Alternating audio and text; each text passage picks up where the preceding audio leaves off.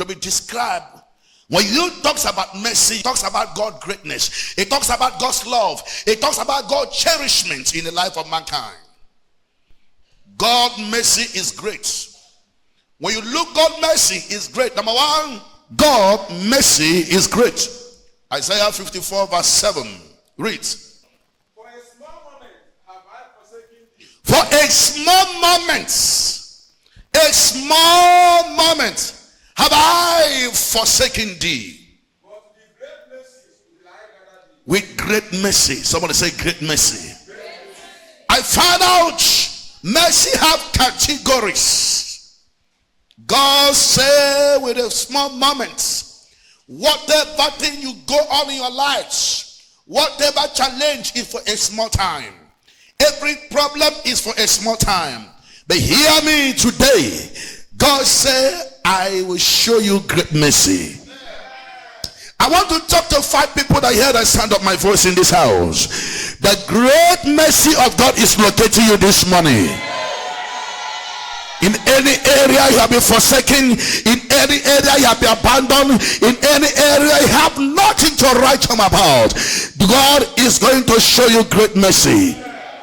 Can I tell you, when a man becomes born again, he get born again act of God great mercy. I can tell you the truth that it is 1987 till 1991 I got born again. I have been in the church with that mercy. 87 to 91. How many years was that? About 4 years in the church, knowing all the rudiment of the church, knowing all the going in of the church. I can even be a pastor, but I was not born again because mercy of salvation had not been shown to me. I always use myself to feel there are people in the church like the way I was in those days. I was so religious, knowing everything about the church rudiment. There are people who have been in the priest of Christ for 2 or 3 or 4 years now. They know even about priest of Christ, yet they are not born again. In fact, if you give them this to teach, they can teach the church doctrine and teach Bible doctrine, yet they are not born again. They are like me. There was something I did. I was living with my uncle. There was something I did. My uncle said he will swear for me. I was sleeping. My uncle was waking me up. Oliver, they say I said I didn't do it. My uncle said this person is a child of God. He will not do it. I was just laughing in the bed. If my uncle will swear, he will die. Because I knew I am the one that did it. Because I was not born what again. There are people like that. The point I am making, mercy was not shown to me until July 1991, where I was sitting at the back. Because those people who used to sit at the back, some of them I suspect them they are not even born again. When you see people come to church at the extreme end, if the people used to sit in the front before, you used to sit at the back, begin to suspect them something is wrong.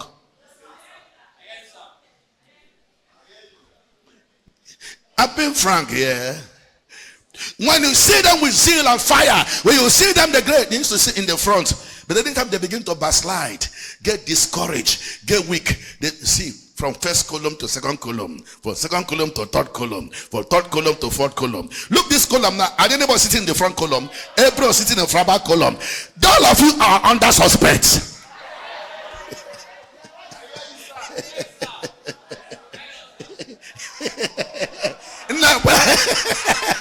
Come front. Come front. Mercy is speaking this morning. Mercy is speaking this morning. Mercy is speaking this morning. Those days I used to stay back. But I tell you, when mercy located me at the back, I cried like a baby. And mercy brought me in the front. And today, I'm holding mic in the front of all frontals because it's mercy speaking. The mercy of God has no limitation. If you need him this morning, he will give you. The mercy is too abundant that nobody can be able. The problem we have that we don't recognize the power of mercy. We recognize the power of prayer with that mercy. Fasting with that mercy. And I want to tell you, nobody ever gets to heaven with that mercy. Mercy is the only thing that catapults you to heaven, no matter the race you're on. Because God will always find something sinking by your side. It is only mercy that will give you. That is why I say, people, don't judge anybody. Because even the one you judge is, that is the worst sinner, can enter heaven more than you that felt you are righteous. Somebody hearing me? If you are running your Christian race, moving your Christian race, living a Christian life, please always don't forget to cry for mercy. Because that is the only thing we speak to for you at every particular point in time. If you see Mr. A succeeded, they get to heaven, mercy speak for him. Mr. C was able to do anything on earth, mercy speak for her. Number 4, mercy of God are tender.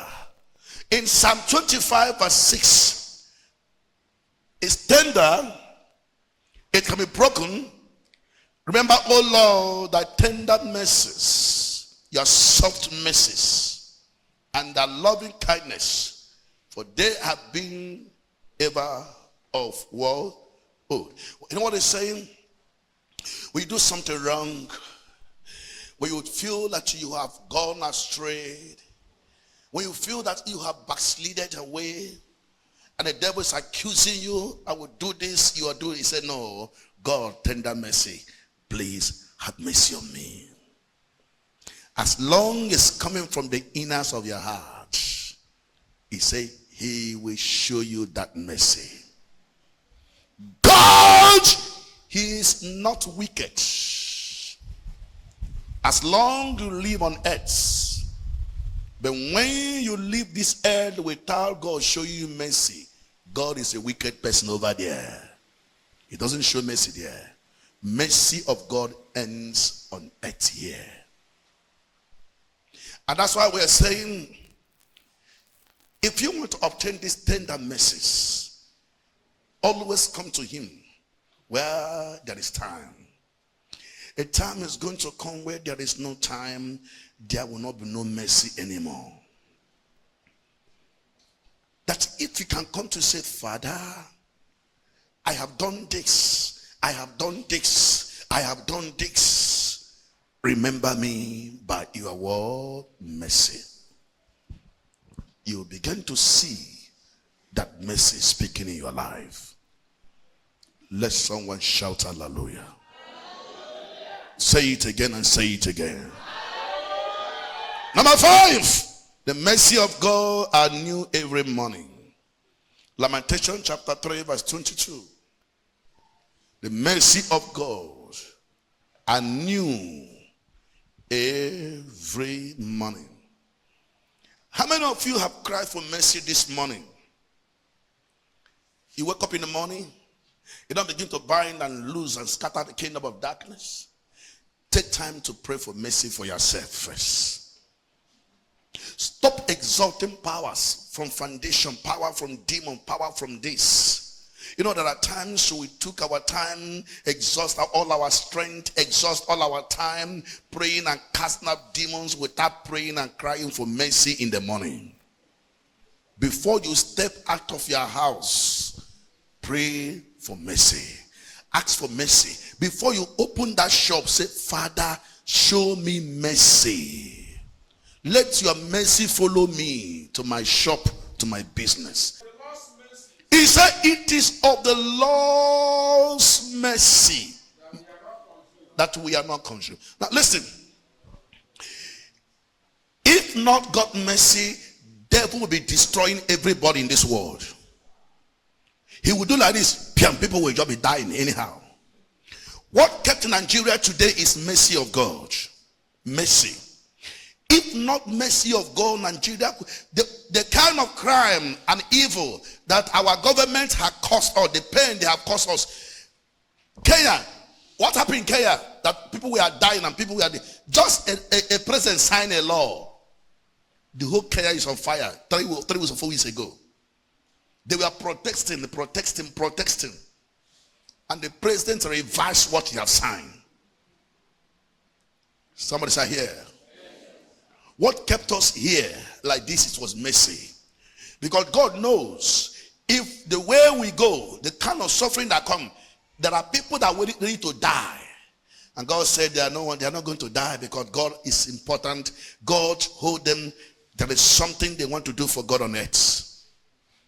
The only thing that kept this country not burning is mercy of God. If God closes his eyes for a moment, the devil is going to cause havoc.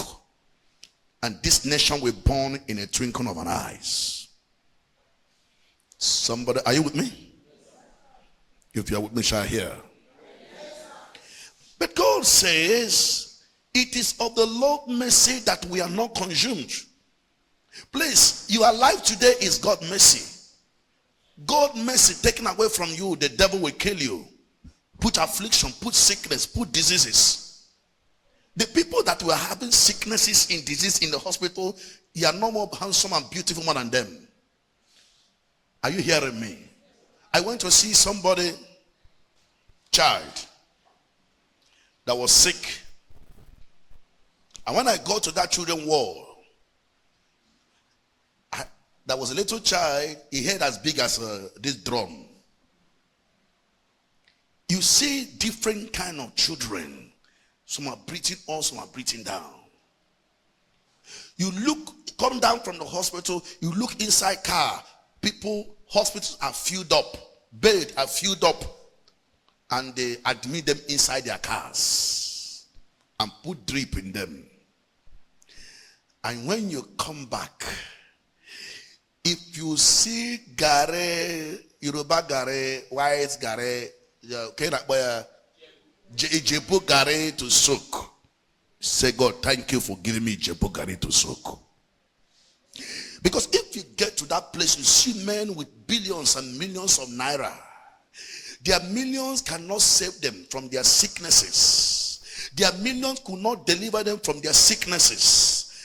But some of the times when we come back, we think we have not bought a car. I have not bought a house. I have not getting children. I have not done this. I have not done this. The devil speaks to you in such a manner that you forget that you are living under mercy. The same God that those are crying in the hospital, the same God created them, created you. But God has preferred you that you will not fall in the pit as they are. God has preferred you that you will not be sick as they are.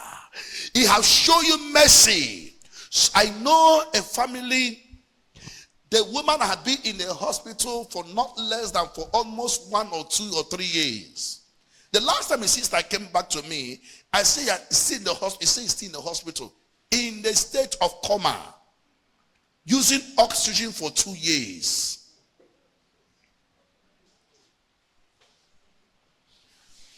Do you know how much you have spent in 2 years with oxygen? But mercy has given you oxygen free. Why are we worried for things that has no worry? We kill ourselves, we drag ourselves, we put ourselves in a shoe, and we are comparing ourselves. Oh God, hear me, brother. God is taking you to that place that is your dream. But let know that mercy is speaking for you.